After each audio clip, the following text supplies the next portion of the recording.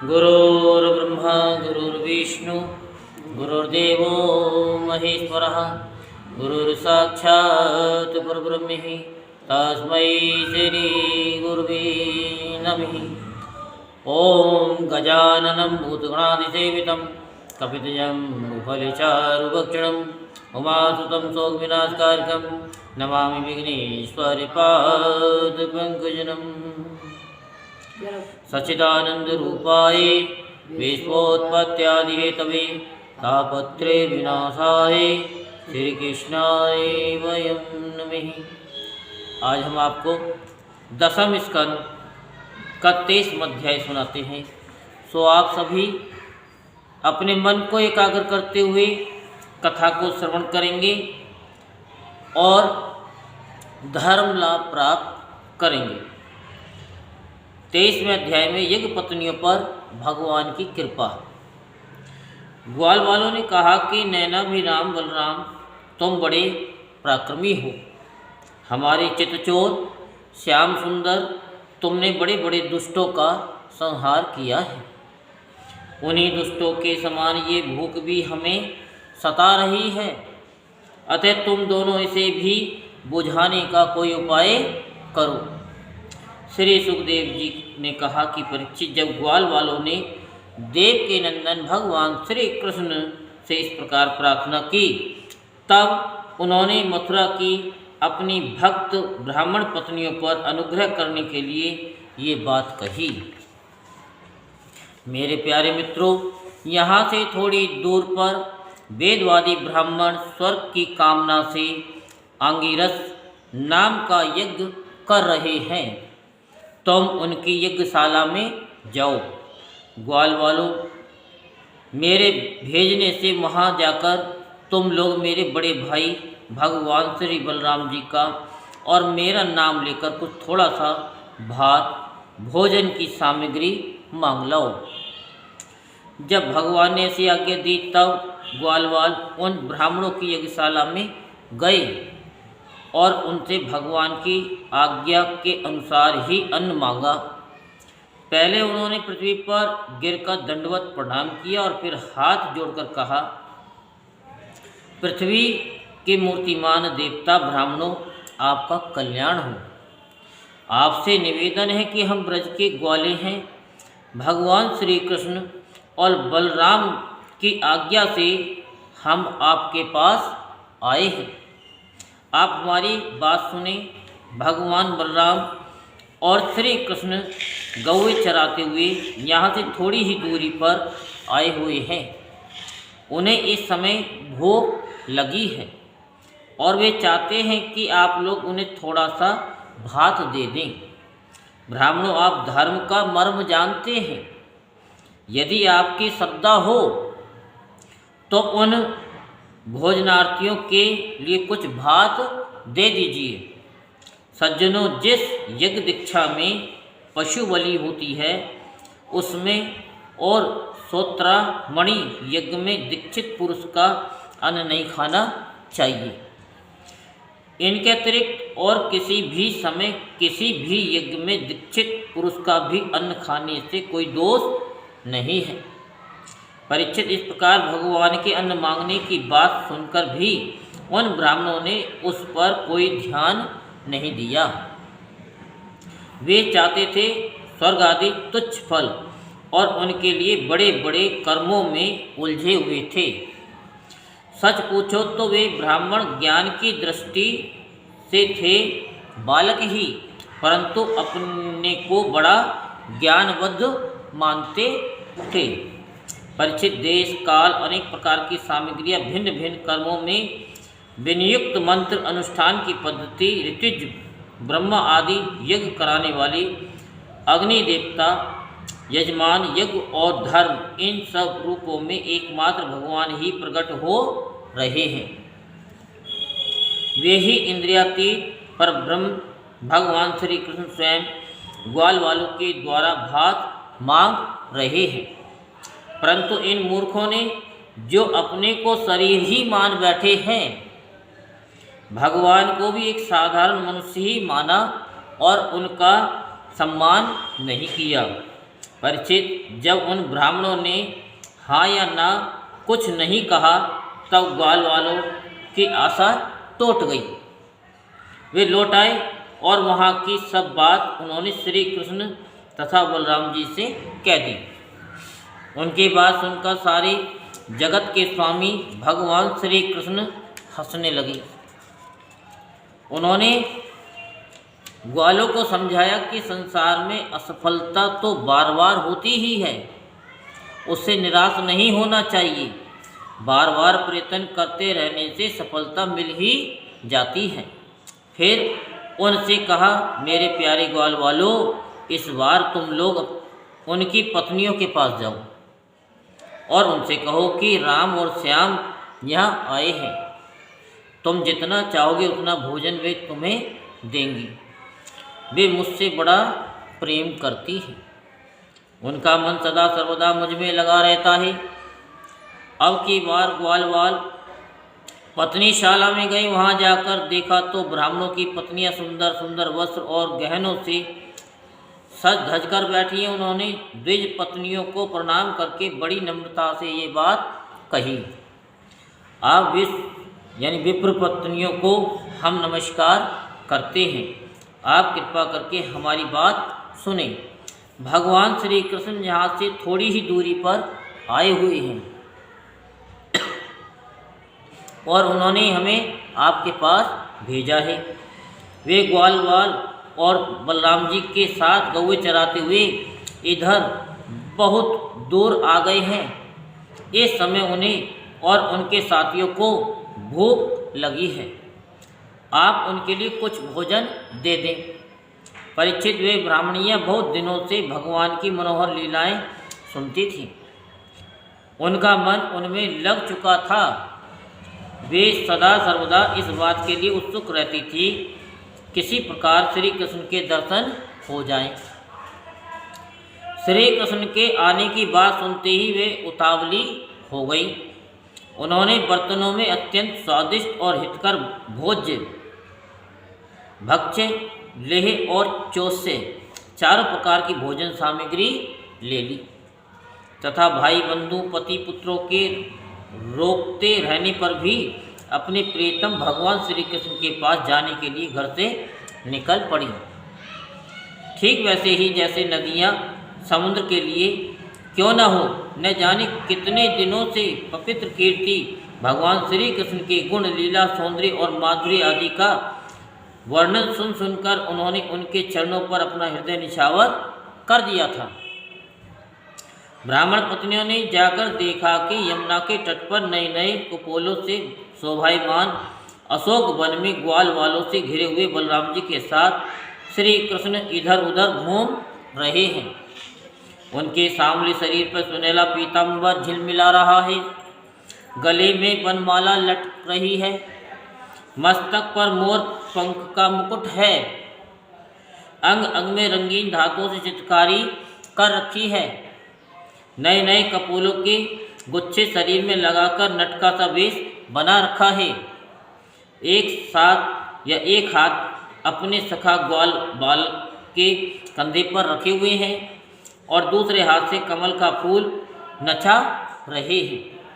कानों में कमल के कुंडल हैं, कपोलों पर घुंघराली अलके लटक रही हैं और मुख कमल मंद मंद मुस्कान की रेखा से प्रफुल्लित हो रहा है। परीक्षित, अब तक अपने प्रियतम श्याम सुंदर के गुण और लीलाएं अपने कानों से सुन सुनकर उन्होंने अपने मन को उन्हीं के प्रेम के रंग में रंग डाला था, उसी में सराबोर कर दिया था। अब नेत्रों के मार्ग से उन्हें भीतर ले जाकर बहुत देर तक वे मन ही मन उनका आलिंगन करती रही और इस प्रकार उन्होंने अपने हृदय की जलन शांत की। ठीक वैसे ही जैसे जागृत और सपन अवस्थाओं की वृत्तियाँ ये मैं, ये मेरा इस भाव से जलती रहती है, परंतु सुसुप्ति अवस्था में उसके अभिमानी प्राज्ञ को पाकर उसी में लीन हो जाती है और उनकी सारी जलन मिट जाती है। प्रिय परीक्षित, भगवान सबके हृदय की बात को जानते हैं, सबकी बुद्धियों के साक्षी हैं।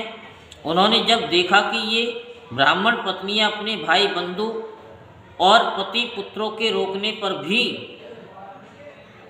सब सगे संबंधियों और विषयों की आशा छोड़कर केवल मेरे दर्शन की लालसा से ही मेरे पास आई हैं, तब उन्होंने उनसे कहा। उस समय उनके मुखारविंद पर हास्य की तरंगे अटखेलियाँ कर रही थी। भगवान ने कहा कि महाभाग्यवती देवियों, तुम्हारा स्वागत है। आओ बैठो, कहो हम तुम्हारा क्या स्वागत करें। तुम लोग हमारे दर्शन की इच्छा से यहाँ आई हो। ये तुम्हारे जैसे प्रेमपूर्ण हृदय वालों के योग्य ही है।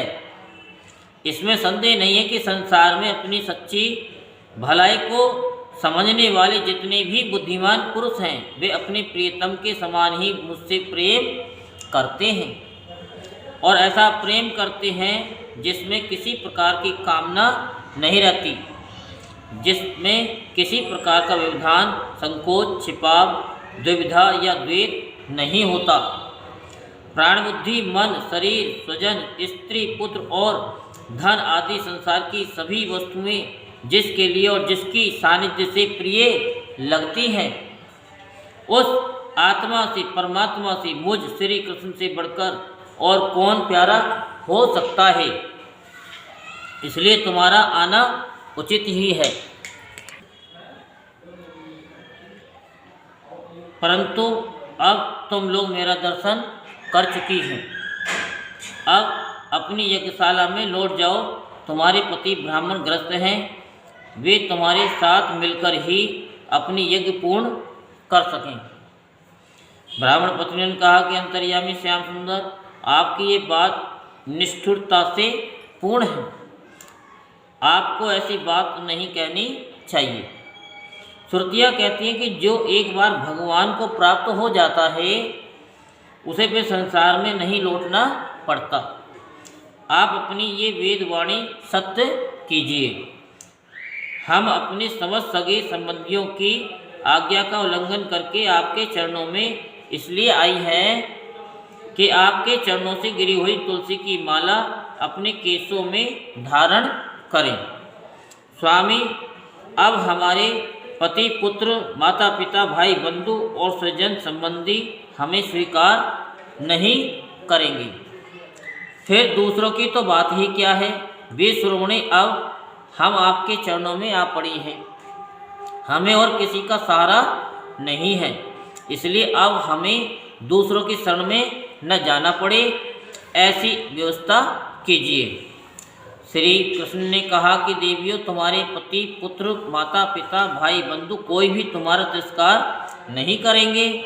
उनकी तो बात ही क्या, सारा संसार तुम्हारा सम्मान करेगा। इसका कारण है, अब तुम मेरी हो गई हो, मुझसे युक्त हो गई हो। देखो ना, ये देवता मेरी बात का अनुमोदन कर रहे हैं। देवियों, इस संसार में मेरा अंग संग ही मनुष्यों में मेरी प्रीति या अनुराग का कारण नहीं है। इसलिए तुम जाओ, अपना मन मुझ में लगा दो, तुम्हें बहुत शीघ्र मेरी प्राप्ति हो जाएगी। श्री सुखदेव जी कहते, परीक्षित, जब भगवान ने इस प्रकार कहा, तब वे ब्राह्मण पत्नियां यज्ञशाला में लौट आई। उन ब्राह्मणों ने अपनी स्त्रियों में तनिक भी दोष दृष्टि नहीं की। उनके साथ मिलकर अपना यज्ञ पूरा किया। उन स्त्रियों में से एक को आने के समय ही उसके पति ने बलपूर्वक रोक लिया था। इस पर उस ब्राह्मण पत्नी ने भगवान की वैसे स्वरूप का ध्यान किया जैसा कि बहुत दिनों से सुन रखा था। जब उसका ध्यान जम गया, तब मन ही मन भगवान का आलिंगन करके उसने कर्म के द्वारा बने हुए अपने शरीर को छोड़ दिया। शुद्ध सत्व में दिव्य शरीर से उसने भगवान की सनिधि प्राप्त कर ली। इधर भगवान श्री कृष्ण ने ब्राह्मणियों के लाए हुए उस 4 प्रकार के अन्न से पहले ग्वाल वालों को भोजन कराया और फिर उन्होंने स्वयं भी भोजन किया। परीक्षित, इस प्रकार लीला मनुष्य भगवान श्री कृष्ण ने मनुष्य की सी लीलाएं की और अपने सौंदर्य, माधुर्य, वाणी तथा कर्मों से गौएं, ग्वालवाल और गोपियों को आनंदित किया और स्वयं भी उनके अलौकिक प्रेम रस का आस्वादन करके आनंदित हुए। परीक्षित, इधर जब ब्राह्मणों को ये मालूम हुआ कि श्री कृष्ण तो स्वयं भगवान हैं, तब उन्हें बड़ा पछतावा हुआ।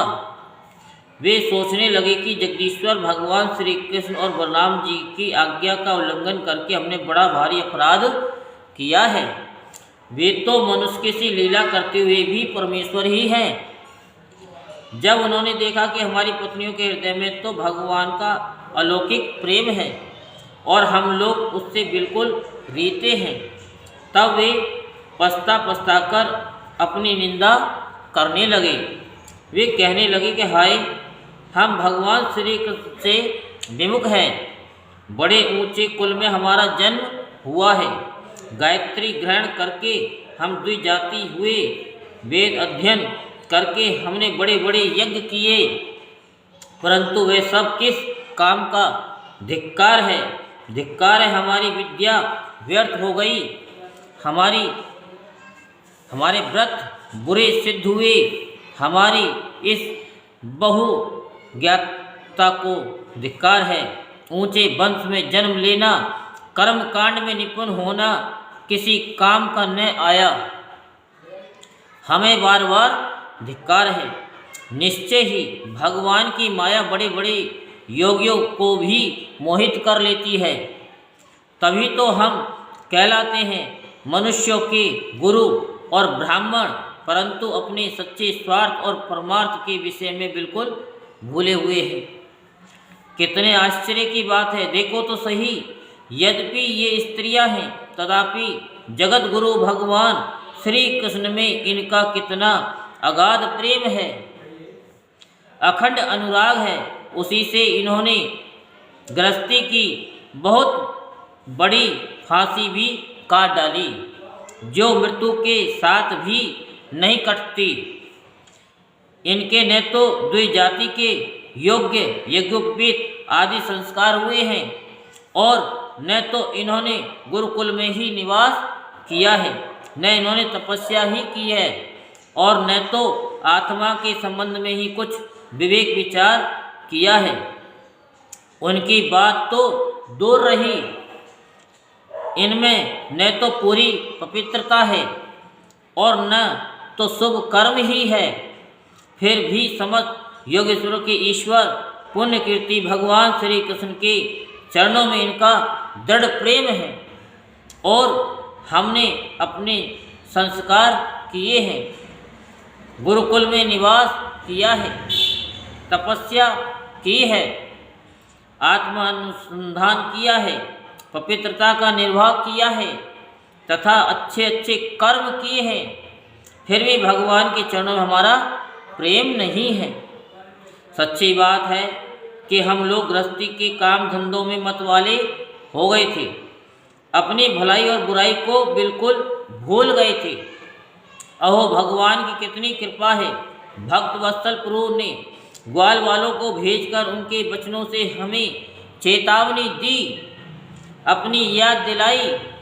भगवान स्वयं पूर्ण काम है और केवल मोक्ष प्रयत्न जितनी भी कामनाएं होती हैं उनको पूर्ण करने वाले हैं। यदि हमें सचेत नहीं करना होता तो उनका हम सरीके क्षुद्र जीवों से प्रयोजन ही क्या हो सकता था। अवश्य उन्होंने इसी उद्देश्य से मांगने का बहाना बनाया, अन्यथा उन्हें मांगने की भला क्या आवश्यकता थी। स्वयं लक्ष्मी अन्य सब देवताओं को छोड़कर और अपनी चंचलता, गर्व आदि दोषों का परित्याग कर केवल एक बार उनके चरण कमलों का स्पर्श पाने के लिए सेवा करती रहती हैं। वे ही प्रभु किसी से भोजन की याचना करें, ये लोगों को मोहित करने के लिए, नहीं तो और क्या है।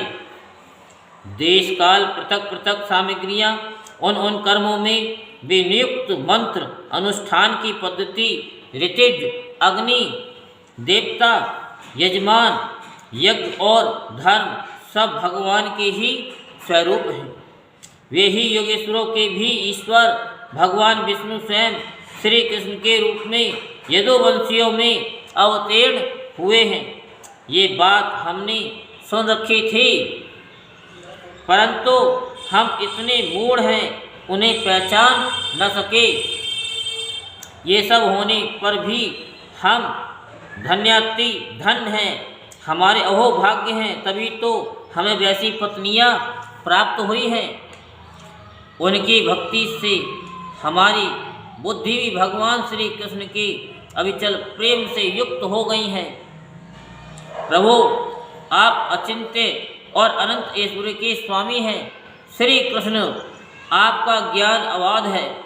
आपकी ही माया से हमारी बुद्धि मोहित हो रही है और हम कर्मों के पचड़े में भटक रहे हैं।